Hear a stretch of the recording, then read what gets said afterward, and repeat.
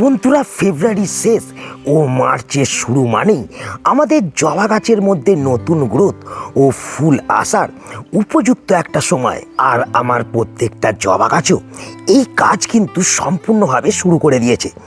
জবা গাছের মধ্যে আমার যেমন নতুন গ্রোথ আসতে শুরু করেছে, তেমন কিন্তু আমার জবা গাছের মধ্যে অজস্র সংখ্যায় কুঁড়ি আসতে শুরু করেছে এবং সেই কুঁড়ি ক্রমাগত কিন্তু ফুটে ফুলেও পরিণত হচ্ছে। কিন্তু বর্তমানে তোমরা আমাকে অনেকেই বলছো যে তোমাদের জবা গাছের মধ্যে বড় বড় ডালপালা থাকার সত্ত্বেও এখনো পর্যন্ত সেই ডালপালার মধ্যে তোমরা কুঁড়িকে লক্ষ্য করতে পারছো না। জবা গাছের মধ্যে এই রকম ফুল ফোটা তো দূরে থাক, গাছের মধ্যে দেখা যাচ্ছে যে সমস্ত কুঁড়ি আসছে সেই কুঁড়িগুলোও এইরকম হলুদ হয়ে গাছ থেকে কিন্তু ঝরে যেতে আরম্ভ করছে। তো তোমরাও যদি চাও তোমাদের দেশি থেকে শুরু করে হাইব্রিড প্রত্যেকটা জবা গাছের প্রত্যেকটা ডালের মধ্যে একটা দুটো নয়, এই রকম থোকায় থোকায় কুঁড়িকে আনতে এবং সেই কুঁড়িগুলোকে সঠিকভাবে ফুটিয়ে ফুলে পরিণত করে হাজার হাজার ফুলকে তোমাদের জবা গাছ থেকে পেতে, এবং তার সঙ্গে সঙ্গে সব থেকে যে গুরুত্বপূর্ণ সমস্যা আমাদের জবা গাছের কুঁড়ি হলুদ হয়ে যাওয়া, সেই কুঁড়ি হলুদ হয়ে ঝরে পড়ার সমস্যাকে এখন থেকেই দূর করতে তাহলে আর দেরি না করে আমাদের জবা গাছের মধ্যে এখনই বিশেষ কয়েকটি পরিচর্যাকে শুরু করে দিতে হবে, যা আমাদের জবা গাছের ডালের মধ্যে এই রকম থোকায় থোকায় কুঁড়িকে যেমন আনবে, তেমন প্রত্যেকটা কুঁড়ি সঠিকভাবে ফুটিয়ে ফুলেও পরিণত করবে এবং গাছের একটাও কুঁড়ি হলুদ হয়ে গাছ থেকে ঝরে পড়বে না। হাজারো হাজারো ফুল আমরা আমাদের জবা গাছ থেকে পেতে পারবো। তো কি সেই ঘরোয়া টিপসগুলো, সেটা জানতে এবং বুঝতে হতে গেলে এখনই কিন্তু চ্যানেলটাকে সাবস্ক্রাইব করে দিতে হবে এবং ভিডিওকে এখানেই কিন্তু লাইক করতে হবে। বন্ধুরা, আমাদের শুরুতেই মাথায় রাখতে হবে আমাদের প্রত্যেকটা গাছের আলাদা আলাদা কিন্তু সিক্রেট আছে, আর সেই সিক্রেটের ওপরে বেস করেই আমাদের প্রত্যেকটা গাছ কুঁড়িকে আনতে শুরু করে এবং সেই কুঁড়ি ধীরে ধীরে ফুটেও কিন্তু ফুলে পরিণত হয়। তেমন কিন্তু আমাদের এই জবা গাছের জন্য কিন্তু কয়েকটা বিশেষ সিক্রেট আছে এবং সেই সিক্রেট টিপসগুলোকে আমরা অনেকেই না জানার ফলে আমাদের গাছের মধ্যে সহজে কুঁড়ি আসতে চায় না। দীর্ঘদিন আমাদের গাছগুলো একই অবস্থায় কিন্তু রয়ে যায়। আর সেই টিপসগুলোর মধ্যে প্রথম টিপস হলো আমাদের জবা গাছগুলোকে সঠিকভাবে রোদ লাগানো। তো বন্ধুরা, আমাদের জবা গাছ যেহেতু একটি গ্রীষ্মকালীন গাছ এবং আমাদের জবা গাছ যেহেতু রোদকে ভীষণভাবে পছন্দ করে, তাই এই বসন্তকালে আমাদের চেষ্টা করতে হবে আমাদের গাছগুলো যাতে সারাদিনে রোদ পায়। তাই আমাদের এখন থেকেই প্রত্যেকটা জবা গাছকে কমসে কম 5 থেকে 6 ঘন্টা রোদযুক্ত স্থানের মধ্যে কিন্তু আমাদের রাখতে হবে। এর সাথে সাথে বন্ধুরা, এই সময় আমাদের যে সমস্ত জবা গাছের ডালপালা এবং শিকড় কাটাই ছাঁটাই করার প্রয়োজন, যে সমস্ত জবা গাছের এই সময় আমাদের টব পরিবর্তন করার প্রয়োজন, সেই সমস্ত জবা গাছের মধ্যে এই কাজগুলোকে আমাদের অবশ্যই কিন্তু সেরে ফেলতে হবে।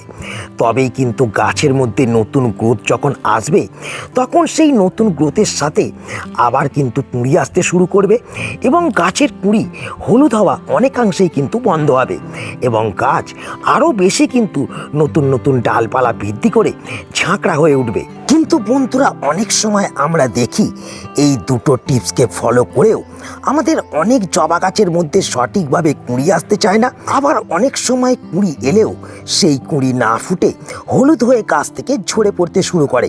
আর এর পেছনে বেশ কয়েকটি কিন্তু কারণ আছে।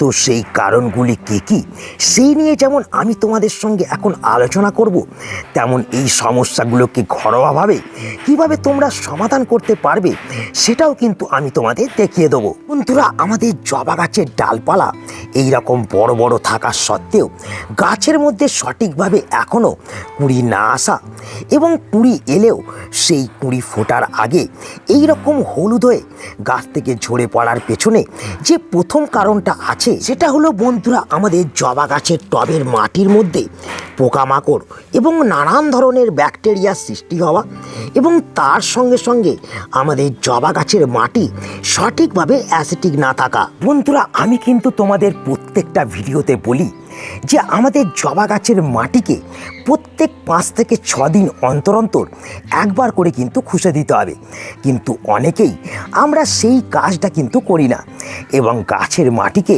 5 থেকে 6 দিন অন্তর অন্তর না খুঁজে দেওয়ার ফলে যেটা হয় সেটা হলো গাছের মাটি এই রকম কিন্তু শক্ত হয়ে কম্প্যাক্ট হয়ে যেতে আরম্ভ করে এবং এই কম্প্যাক্ট হয়ে যাওয়া মাটির নিচে বিভিন্ন ধরনের পোকামাকড়ের আক্রমণ হয়, যে পোকামাকড় গাছের শিকড়কে বিশেষভাবে কিন্তু ক্ষতিগ্রস্ত করে।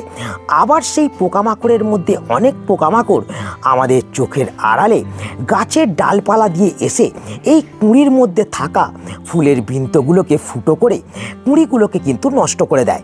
ফলে আমাদের যে সমস্যাটা হয়, গাছ এক্ষেত্রে দুর্বল হয়ে পড়ে, গাছের মধ্যে আবার নতুন করে কুঁড়ি ও ফুল আসতে চায় না। যে কুঁড়িগুলো গাছের মধ্যে আসে সেই কুঁড়িগুলো হলুদ হয়ে গাছ থেকে ঝরতে আরম্ভ করে। বন্ধুরা, আমাদের জবা গাছের মাটির মধ্যে কখনো যাতে পোকামাকড়ের আক্রমণ না হয় এবং গাছের মাটি যাতে সবসময় অ্যাসিডিক থাকে, তার জন্য আমাদের প্রথম যে কাজটাকে করতে হবে সেটা হলো আমাদের জবা গাছের মাটিকে আমাদের প্রত্যেক 5 থেকে 6 দিন অন্তর অন্তর খুশে কিন্তু একটু আলগা করে দিতে হবে। এর ফলে যেটা হবে, গাছের মাটির মধ্যে রোদ, হাওয়া, বাতাস সঠিকভাবে চলাচল করতে পারবে।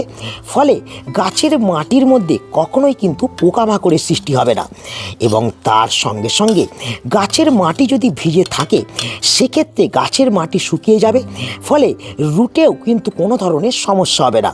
এবং তার পাশাপাশি যেটা করতে হবে, গাছের মাটির মধ্যে খুব বুঝে বুঝে সবসময় জলকে প্রয়োগ করতে হবে।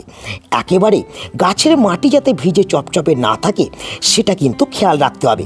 এবং তার সঙ্গে সঙ্গে যেটা করতে হবে সেটা হলো, এই যে দুধের মতন সাদা রঙের জিনিসটাকে তোমরা আমার হাতে দেখছো, এই সাদা বর্ণের তরলটাকে আমাদের প্রত্যেক 15 থেকে 20 দিন অন্তর অন্তর আমাদের জবা গাছের মাটির মধ্যে প্রয়োগ করতে হবে। আর এই সাদা রঙের তরলটাকে আমাদের জবা গাছের মধ্যে প্রত্যেক 15 থেকে 20 দিন অন্তর অন্তর ব্যবহার করলে যেটা হবে, গাছের মাটির মধ্যে কোনো ধরনের পোকামাকড় বা ফাঙ্গাসের সৃষ্টি হবে না। তার সঙ্গে সঙ্গে এই সাদা রঙের জিনিসটা আমাদের জবা গাছের মাটিকে কিন্তু অ্যাসিডিক করে রাখবে। তো বন্ধুরা, এই জিনিসটা আর কিছুই নয়, এটা হলো আমাদের ফিটকিরির জল। তো আমাদের যেটা করতে হবে, আমাদের শুরুতে কিছুটা জল নিতে হবে। আমি এখানে 250 ml দেখো জলকে নিয়ে নিয়েছি এবং আমাদের যেটা করতে হবে, জলের মধ্যে এই 1 টুকরো ফিটকিরিকে আমাদের কমসে কম 10 মিনিট ডুবিয়ে রাখতে হবে এবং 10 মিনিট ফিটকিরিকে ডুবিয়ে রাখার পর যেটা হবে, আমাদের জলের রঙটা এইরকম পরিবর্তন হয়ে সাদা দুধের মতন হয়ে যাবে। আর এই জলটাকেই আমাদের প্রত্যেকটা জবা গাছের মাটির মধ্যে প্রত্যেক 15 দিন অন্তর অন্তর ব্যবহার করতে হবে এবং প্রত্যেকটা গাছের মধ্যে এমনভাবে ব্যবহার করতে হবে যাতে মাটি সম্পূর্ণ পরিমাণে ভিজে যায়। এবং এই জলটাকে প্রয়োগ করার পর তখনই আমাদের দ্বিতীয়বার গাছের মাটিতে জল প্রয়োগ করতে হবে, যখন এই ফিটকিরি মিশ্রিত জলটা মাটি থেকে সম্পূর্ণভাবে শুকিয়ে যাবে। কিন্তু বন্ধুরা, এই ফিটকিরির জলটাকে দেওয়ার সময় আমাদের বেশ কয়েকটি কিন্তু নিয়মকে মানতে হবে। প্রথমত, এই ফিটকিরির জলকে আমরা কিন্তু আমাদের জবা গাছের মাটি শুকনো থাকাকালীনই কিন্তু ব্যবহার করতে পারবো এবং তার সঙ্গে সঙ্গে এই প্রসেসটাকে আমাদের প্রত্যেক 15 থেকে 20 দিন অন্তর অন্তর মোট 2 বার কিন্তু করতে হবে। মানে প্রথম আমরা ফিটকিরির জল প্রয়োগ করব, তার ঠিক 20 দিন পর কি 15 দিন পর আবার একবার আমরা এই দ্রবণটাকে ব্যবহার করব। আর এই দ্রবণকে ব্যবহার করার পর তোমরা যদি কোনো ধরনের খাবারকে দিতে চাও, তাহলে এই ফিটকিরির জলকে প্রয়োগ করার ঠিক 5 থেকে 7 দিন পর তোমরা খাবারকে প্রয়োগ করতে পারো। তো বন্ধুরা, এক্ষেত্রে আমরা জবা গাছের মধ্যে যে নেক্সট প্রসেসটা করব বা নেক্সট টিপসটাকে ফলো করব, সেটা হচ্ছে খাবার প্রয়োগ। তো কোন খাবারকে আমরা প্রয়োগ করব? বন্ধুরা, এই সময় যদি আমাদের প্রত্যেকটা জবা গাছের ডালে ডালে একাধিক কুঁড়িকে আনতে হয়, সেই কুঁড়িকে যদি হলুদ হাওয়ার হাত থেকে আমাদের বাঁচাতে হয় এবং সম্পূর্ণ গ্রীষ্মকাল জুড়ে আমাদের জবা গাছ থেকে যদি হাজারো হাজারো আমাদের ফুলকে পেতে হয়, তাহলে কিন্তু কিন্তু ফসফরাস, পটাশিয়াম এবং তার সঙ্গে সঙ্গে অনুখাদ্যযুক্ত খাবারকে আমাদের জবা গাছের মধ্যে প্রয়োগ করতে হবে। তো এক্ষেত্রে আমরা কোন খাবারকে ব্যবহার করব? বন্ধুরা, আমাদের জবা গাছের নিউট্রিশনের ঘাটতিকে পূরণ করার জন্য আমাদের প্রথম যে উপকরণটা নিতে হবে সেটা হলো বন্ধুরা এই সরিষার খোল। দেখতে পাচ্ছ আমি কিন্তু এখানে 2 চামচ সরিষার খোলকে নিয়েছি। কিন্তু বন্ধুরা এই সরিষার খোলকে আমি কিনে আনার পর 4 থেকে 5 দিন রোদের মধ্যে কিন্তু শুকিয়ে নিয়েছি। এর কারণ এই সরিষার খোল যেহেতু গরম, তাই আমরা যদি রোদের মধ্যে এখন শুকিয়ে না নিয়ে এই সরিষার খোলকে ব্যবহার করি তাহলে কিন্তু গাছের ক্ষতি হতে পারে। তাই তোমরাও সরিষার খোলকে সংগ্রহ করে এনে 4 থেকে 5 দিন রোদের মধ্যে প্রথম শুকিয়ে নেবে। তারপর কিন্তু এই সরিষার খোল থেকে 2 চামচ সরিষার খোল তোমরা কিন্তু ব্যবহার করবে। এবং এর সঙ্গে সঙ্গে আমি যেটা নিয়েছি সেটা হলো লাল পটাশ। তো বন্ধুরা এই লাল পটাশ নেওয়ার কারণ গাছ কিন্তু এই লাল পটাশকে ভীষণভাবে পছন্দ করে এবং জবা গাছের মধ্যে লাল পটাশ প্রয়োগ করলে প্রচুর পরিমাণে কিন্তু কুঁড়ি ও ফুল ফুটতে আরম্ভ করে। তো এই লাল পটাশকেও আমি নিয়েছি 1 চামচ এবং তার সঙ্গে সঙ্গে আমি 1/2 চামচ এখানে নিয়েছি সিউইডস, যাকে আমরা জৈব মাইক্রোনিউট্রিয়েন্ট বলে থাকি। তো এই 3টে উপকরণকেই কিন্তু আমাদের জবা গাছের মধ্যে কুঁড়ি ও ফুল আনার জন্য এই সময় ব্যবহার করতে হবে। এবং এই 3টি উপকরণকে নেওয়ার পর আমাদের ভালো করে এই 3টি খাবারকে একসঙ্গে কিন্তু মিশিয়ে ফেলতে হবে। এবং এই খাবারটাকে আমি নিয়েছি বন্ধুরা 8 ইঞ্চি টবের জন্য। তোমরাও এই রকম খাবারকে একসঙ্গে মিশিয়ে নেবে এবং তার সঙ্গে সঙ্গে যে জবা গাছের মধ্যে তোমরা খাবারকে প্রয়োগ করবে সেই জবা গাছের মাটি ময়েশ্চার থাকাকালীন গাছের মাটিকে এই রকম খুশে আলগা করে নেবে। এবং গাছের মাটি খুশে আলগা করে নেওয়ার পর এই যে খাবারটা তৈরি হলো এই খাবারটাকে তোমরা টবের গা বরাবর ভালো করে কিন্তু ছড়িয়ে দেবে এবং ছড়িয়ে দেওয়ার পর ভরপুর মাত্রায় আবার কিন্তু জলকে প্রয়োগ করে দেবে। আর বন্ধুরা এই খাবার আমাদের গাছের মাটির মধ্যে যেমন নাইট্রোজেন, ফসফরাস, পটাশিয়ামের যোগান দেবে, তেমন কিন্তু এই খাবার আমাদের গাছের মাটির মধ্যে অনুখাদ্যের প্রয়োজনকেও মেটাবে। এর ফলে আমাদের প্রত্যেকটা জবা গাছের প্রত্যেকটা ডালে ডালে যেমন থোকায় থোকায় কুঁড়ি আসবে, তেমন সেই কুঁড়ি হলুদ হয়ে পড়া বন্ধ হবে এবং প্রত্যেকটা কুঁড়ি থেকে আমরা কিন্তু ফুলকে পেতে পারবো। তো বন্ধুরা, আশা করি তোমরা সকলেই বুঝতে পারলে। এখনও পর্যন্ত তোমাদের জবা গাছের মধ্যে যদি কুঁড়ি না এসে থাকে এবং যদি তোমাদের জবা গাছের কুঁড়ি হলুদ হয়ে ঝরে পড়ে যায়, তাহলে এই দুটো সমস্যার সমাধান করার জন্য তোমাদের কোন কোন কাজকে করতে হবে। তো তাই আজ এই ভিডিওটাকে এখানেই আমি শেষ করছি। আশা করি এই ভিডিওটা তোমাদের সকলের কাজে লেগেছে। যদি ভিডিওটা তোমাদের একটুও ভালো লাগে তাহলে অবশ্যই ভিডিওটাকে একটা লাইক করবে, তোমাদের বন্ধুদের কাছে শেয়ার করবে এবং চ্যানেলটাকে সাবস্ক্রাইব করতে কিন্তু ভুলবে না।